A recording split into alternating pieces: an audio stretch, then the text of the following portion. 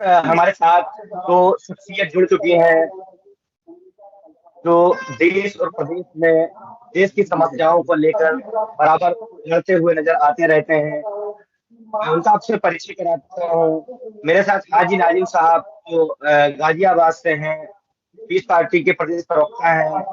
दूसरे हमारे हमारे साथ इस वक्त उज्जवल जी जुड़ चुके हैं, जो युवाओं की और बेरोजगारी के नाम पर जो भी सरकार की तरफ से जो सिस्टम में चरमराया सिस्टम है उसके लिए वो लड़ाई लड़ते रहते हैं। और उज्जवल जी हमारे तकरीबन 3 माह से ऊपर हो चुका है, वो इस वक्त लखनऊ के इको गार्डन धरना स्थल पर वो अनिश्चितकालीन धरना दे रहे हैं। पेशे से वो भी इंजीनियर है।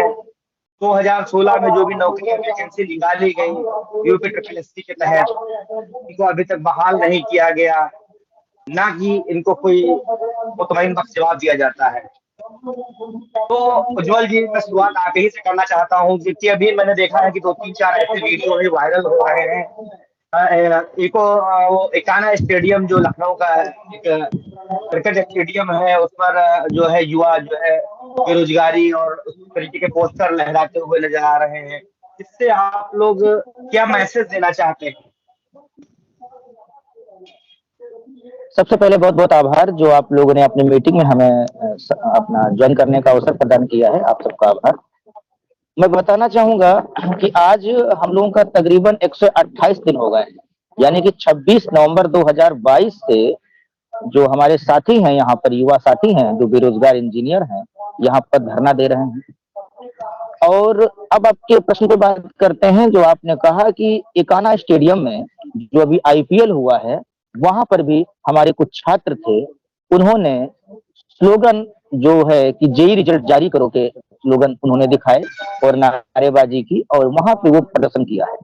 तो कहीं ना कहीं ये इनका ये संदेश है हमारे जेई भाइयों का कि एक खेल का मैदान होता है, वहां पर दर्शक या अगर नेता मंत्री विधायक या जो भी बड़े बड़े लोग हैं उस चीज को अवश्य देखते हैं। भारी भरकम वहां पे जगह होती है, काफी स्ट्रेंथ होती है और भीड़ होती है। तो वहां पर कहने का मतलब यह है कि जब यहाँ पे लखनऊ के एक 4 दीवारी में अंदर इसको बना दिया गया है धरना स्थल, तो यहाँ पर चाहे व्यक्ति 10 दिन रुके, 1 महीना रुके, यहाँ की आवाज वहां तक नहीं पहुंच पाती है। तो ये कहीं ना कहीं हमारे साथियों का ये एक संदेश होगा कि अपनी हम ये जो बात है, इस बात को समाज में, पब्लिक में लोगों तक दिखाना चाहते हैं कि ऐसे भी प्रतियोगी छात्र हैं जो 5 साल 7 साल हो गए हैं जिनका अभी तक रिजल्ट नहीं आया है, और वो रोष व्यक्त कर रहे हैं जहां उनका मन कर रहा है। ये चीज उज्जवल जी, जिस तरीके से आप 90 दिन से ऊपर तकरीबन हो गया है, इसमें आयोग का रवैया किस 128 दिन, तरीके का? 128 साहब, 4 महीने से ऊपर, 5वां महीना चल रहा चार है। महीने से 5वां महीना चल रहा है। आयोग का नजरिया जी जी। कैसा इस पे नजर आ रहा है? कि मैं देखता हूँ तो 3 दिन कोई धरना देता है तो सरकारें हिल जाती हैं। आपका 5 महीने तकरीबन हो चुका है, क्योंकि आप एक युवा है, देश की रीढ़ की हड्डी है। देश के विकास में आप लोगों का योगदान होता है। जो शिक्षित पढ़े लिखे लोग होते हैं देश को चलाते हैं। तो इस मामले में आयोग का क्या नजरिया नजर आया है? 5 महीने तकरीबन होने वाले हैं। देखो, आयोग के हमारे 2 रिजल्ट थे, एक 16 का था, एक 18 का था। तो इन्होंने 2016 का रिजल्ट 21 जनवरी 2023 को इन्होंने दे दिया है। तो कहने का मतलब अब इनके पास एक समय या एक बचत के लिए, एक जवाब के लिए इनके पास एक जवाब मिल गया है कि हाँ, हमने अभी 2016 का दे दिया है, आपके 18 पे वर्क कर रहे हैं, वो भी जल्द दे देंगे। लेकिन कब तक दे देंगे, कितनी जल्दी दे देंगे, इस पर जब बात करने पर यह मालूम पड़ता है कि हम अगले महीने दे देंगे। तो ये अगला महीना करते करते ये 5 महीने खींच लाए। इसी के लिए कल 3 तारीख, 3 अप्रैल को काफी पूरे प्रदेश के हमारे युवा साथी हैं जो बेरोजगार इंजीनियर हैं, ये सबके सब लखनऊ आ रहे हैं और पुनः सचिव साहब महोदय से ये अपनी बात रखेंगे कि सर आखिर क्या मजबूरी है जो रिजल्ट अभी तक पूर्ण नहीं हुआ है। चूंकि आपने तकरीबन 2 महीने पहले बताया था कि मेरी मीटिंग हुई थी जो आयोग के हेड है तो उन्होंने आपसे कहा था कि मैं जल्द ही अगले महीने तक मैं रिजल्ट ले आऊँगा, कुछ रिजल्ट आए भी थे। तो क्या आपको लगता है कितने लोगों को उसमें संतुष्ट लोग हुए या नहीं हुए? क्या मसला है उसपे? चलते रहते थे। हाँ, बिल्कुल। देखो, जिसका रिजल्ट आ जाता है वो संतुष्ट हो ही जाता है, देर से ही, लेकिन हाँ, अगर मिल जाता है तो खुश हो जाता है। अभी हम लोगों को रिजल्ट नहीं मिला है, जेईई 18 का रिजल्ट अभी नहीं आया है, तो अभी हम लोग असंतुष्ट हैं। आ जाएंगे तो ठीक है, अपना खुश, हम भी खुश हो लेंगे, लेकिन जब तक नहीं आता है तब तक तो परेशानी का सामना करना पड़ता है।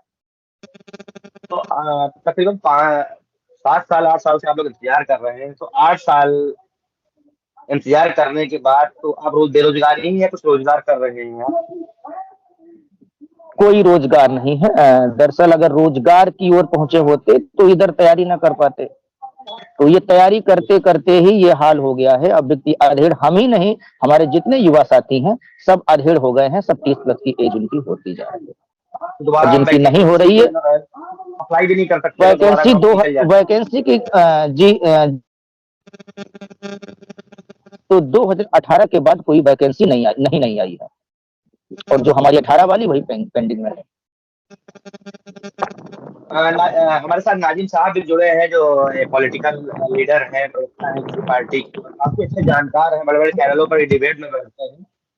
तो नाजिम साहब, जैसे आपकी तो नजरें रहती हैं, सरकार जिस तरीके से वादा करती थी कि 2 लाख रोजगार हम हर साल देंगे, और आपको मालूम है कि एक काबिल इंजीनियर इंजीनियर देश का निर्माण करता है, क्योंकि आप भी उसी लाइन से आते हैं, आप भी अपने घर पे नहीं, आप भी कहीं साइड पर हैं। आपको मालूम है कि एक देश के हर एक चीज को बनाने में इंजीनियर का बहुत बड़ा हाथ होता है। तो आप इसको किस नजरिए से देखते हैं, पॉलिटिकल देखते हैं आप इसको? नफीस साहब, सबसे पहले तो आपका बहुत बहुत शुक्रिया कि आपके चैनल के माध्यम से ये जो सत्याग्रह चल रहा है उज्जवल जी का, ये मुझे पता चला। और रही बात ये, आज आप देख रहे हैं कि देश के अंदर चल क्या रहा है। युवा सड़कों पर बैठा है, जिन्होंने सरकार ने वादा किया था कि हम सबको रोजगार कारोबार देंगे, आज वही युवाओं के भविष्य से खिलवाड़ कर रही है। तो ये सरकार तो पूरी तरीके से फेल हो चुकी है।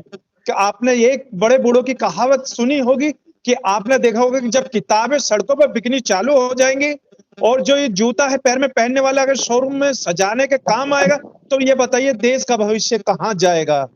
तो ये सब सोचने विचारने वाली बात है। लेकिन भारत सरकार और राज्य सरकार को सोचना चाहिए और पहल करनी चाहिए कि सबसे पहले मेरे भाई उज्जवल भाई के जो रिजल्ट है इन सभी साथियों के, इनके रिजल्ट को बहाल कर देना चाहिए। क्योंकि जिस तरीके से उज्जवल भाई ने अभी बताया कि उम्र ज्यादा होती जा रही है, ये आगे क्या कर पाएंगे, ये बड़ी सोचने वाली बात है।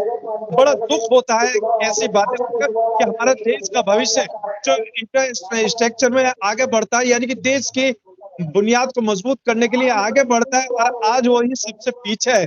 सत्याग्रह के एक आंदोलन में, अनिश्चित आंदोलन में बैठा है लगभग 5 महीने के।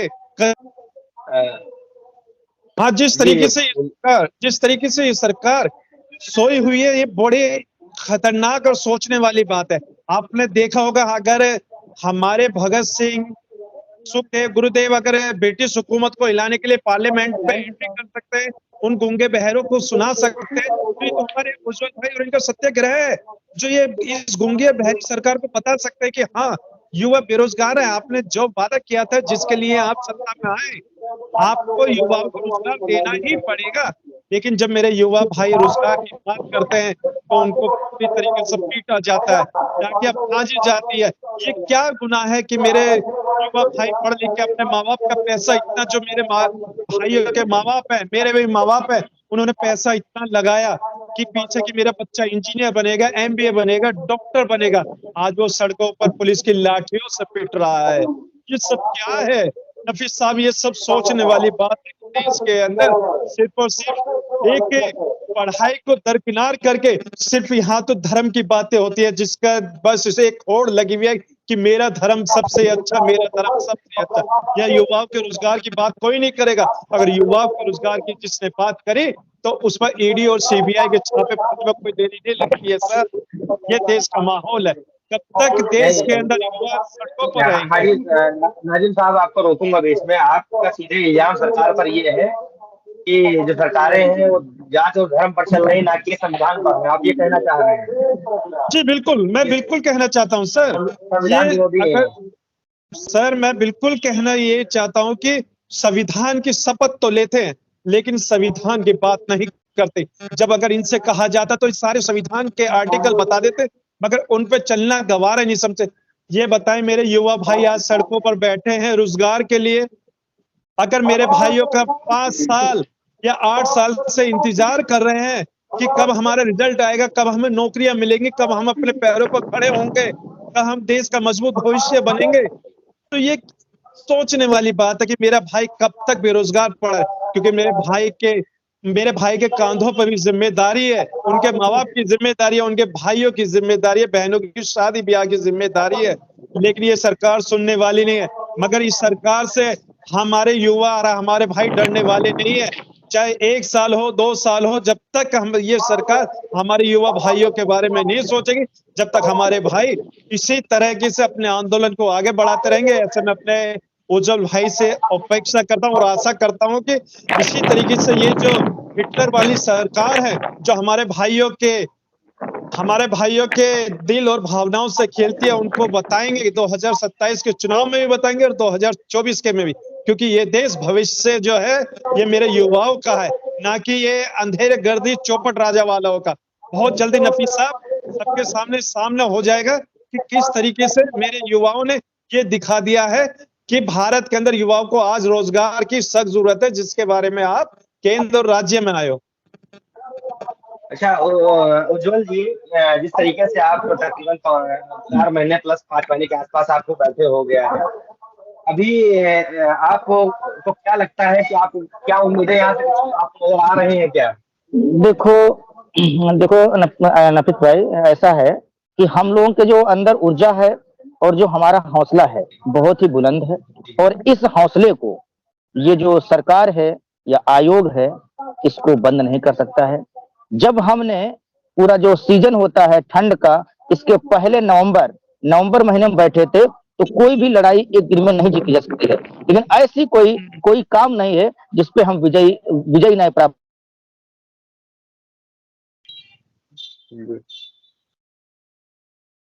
देना ही करेंगे। और इसके साथ ही जो भी ये इनका कैलेंडर है प्रॉपर तरीके से, जो भी वैकेंसी निकालते हैं उनको प्रॉपर तरीके से समय पूरी करें। और ऐसी कोई भी वैकेंसी इनकी नहीं है जो कोर्ट में ना जाती हो। ऐसी क्या समस्या है आपके, जो भी आप सरकार में अगर बात करूं तो ऐसा क्या है कि ऐसा कोई भी इनके जो प्रश्न पत्र बनते हैं, 100 नंबर का अगर प्रश्न होता है, 100 प्रश्न होते हैं, 14 प्रश्न गलत हो जाते हैं। तो इनके जो भी ये रखते हैं, जो सेट करते हैं पेपर, प्रवक्ता होते हैं और प्रोफेसर होते हैं, अगर उन पे आवाज उठाई जाए क्या, उनके वो कैसे हैं, अगर उनके हम उन कार्य प्रणाली पे आवाज उठाएं तो कहीं न कहीं ये भी सोचने वाली बात है। और यदि एक बच्चे का एक गोला गलत हो जाता है तो उसको आप जिंदगी से, उसका जिंदगी खराब हो जाती है, उसको तुम बाहर कर देते हो। और आपके द्वारा जो दिया गया प्रश्न पत्र है वही गलत हो जाता है। कई आपत्तियां जाती हैं, पेपर लीक हो जाता है, जी। कई समस्याएं आती, हाँ लीक हो जाता है, पेपर रद्द हो जाता है। तो ये जो जितने भी हमारे युवा साथी हैं ये कहीं न कहीं वास्तव में परेशान हैं। पेट की मैं बात कर लूं, पेट पर 35 लाख लोग एक साल में आप परीक्षा देते हो, जो कि एक प्रारंभिक परीक्षा है, मात्र प्रारंभिक परीक्षा है। इसमें अगर मैं 2021 की बात करूं, पेट हुआ 2021 के पेट के पास होने पर कितनी वैकेंसियां इन्होंने निकाल दी और कितनी वैकेंसियां इन्होंने कंप्लीट करा दी? 0 शून्य 22 का इन्होंने पेट करा दिया। उसके बाद अभी तक एक भी वैकेंसी का विज्ञापन नहीं आया है। हमारी जेई की वैकेंसी की बात करूं तो 18 के बाद कोई जेई का विज्ञापन नहीं आया है। और पेट हर साल कराते जा रहे हो, आप उसका जो भी अर्निंग होती है, बच्चे परेशान होते हैं, बसों के ऊपर चढ़ के जाते हैं, ट्रेन में कैसे बस उसमें भर के जाते हैं। यहाँ तक कि जो लैट्रिन होती है, आप उसका गलियारा होता है या उसके खिड़की, उसके दरवाजों पर तब जाके वो वहां पहुंच पाते हैं। उसके बाद आप सेंटर भेज देते हो। आप अगर लखनऊ का सेंटर आप गाजियाबाद भेज दोगे, गाजियाबाद का बस्ती भेज दोगे, बस्ती का बहराइच का कानपुर भेज दोगे, इतनी आप दूर सेंटर भेज देते हो। तो कहीं न कहीं हम सब जनताओं को ये उलझा के रखा है कि आप इसी में उलझे रहो, इसी में उलझे रहो और आप जॉब की आप कुछ क्या कहते हैं कि हम जॉब की बात ना करें। ये सब उलझाया जा रहा है, लेकिन हम लोग उलझने वाले नहीं। जब हम यहाँ बैठे थे 26 नवंबर को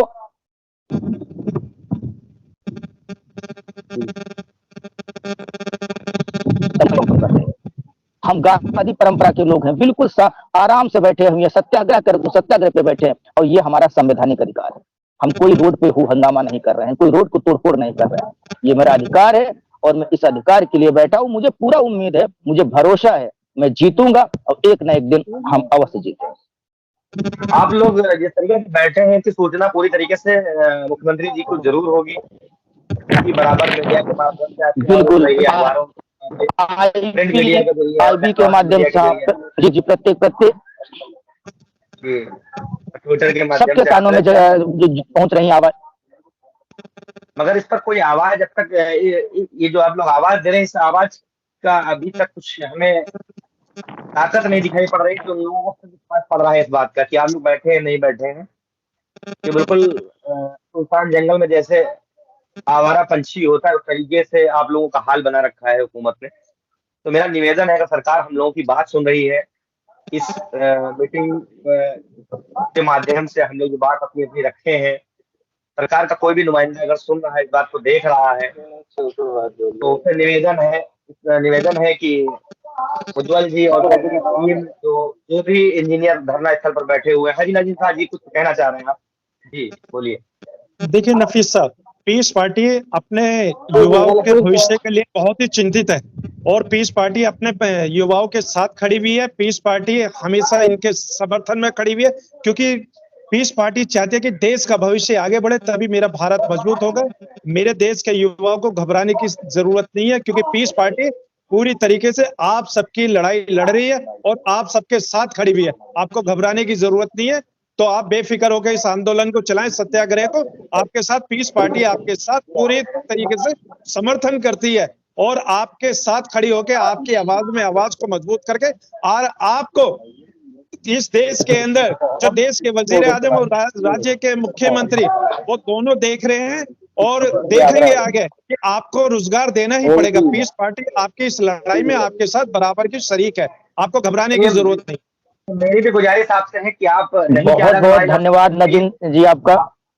नाजिम जी, इनको ट्विटर के माध्यम से जैसे भी आप लोग सब लोग इनकी मदद कर रहे हैं, इनकी बात मुख्यमंत्री और इनके आयोग को टैग करके और इनकी बात को आप लोग पहुंचाएं। नहीं जमीनी लड़ाई आप लड़ सकते हैं, तो कम से कम इनको आप सोशल मीडिया के जरिए इनकी आप आवाज बने।